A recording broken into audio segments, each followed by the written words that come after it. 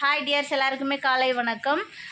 Tears, இன்றைக்கி நான் உங்ககிட்ட ஒரு சின்ன விஷயம் வந்து ஷேர் பண்ணிக்கிறேன். எல்லாருமே ஆட்டு பண்ண ஆரம்பிக்கணும்னு சொல்லி நிறைய நண்பர்கள் வந்துட்டு எங்ககிட்ட கேட்குறீங்க.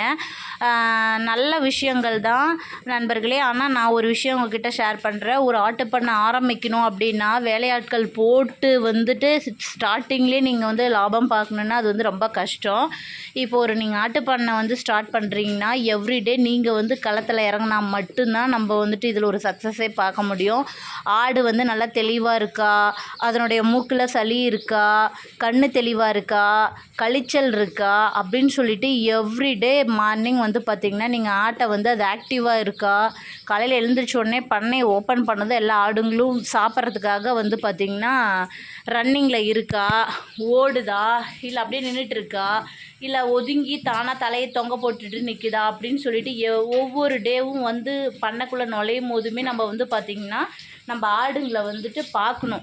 ஜஸ்ட்டு ஒரு ஆடு கழியுது, நாளைக்கு மருந்து ஊற்றிக்கலாம் அப்படின்ட்டு நீங்கள் போயிட்டு வந்து பார்த்திங்கன்னா நாளைக்கு அதுக்கு வந்து ரொம்ப சீரியஸ் ஆயிரும் உடம்பு. அது மட்டும் இல்லை, அப்புறமா வந்து பார்த்திங்கன்னா ஒரு ஆடு வந்துட்டு தீனி எடுக்காமல் இருக்குது அப்படிங்கிற பட்சத்துக்கு நீங்கள் அதுக்கு உடனே என்ன ஏதுன்னு பார்த்து மருந்து கொடுக்காவிட்டால் நமக்கு வந்து இழப்பு நமக்கு தான். அதனால் ஆட்டு பண்ண ஆரம்பிக்கணும்னு ஆசைப்படுற ஒவ்வொரு நண்பர்களுக்கும் நான் சொல்லிக்கிறது என்னென்னா, ஆட்டு பண்ண ஆரம்பிக்கும் போது இறங்கி, அதாவது களத்தில் இறங்கி நீங்கள் வேலை செஞ்சால் மட்டும்தான் இந்த தொழிலில் பொறுத்த வரைக்கும் நம்ம லாபம் பெற முடியும். நன்றி.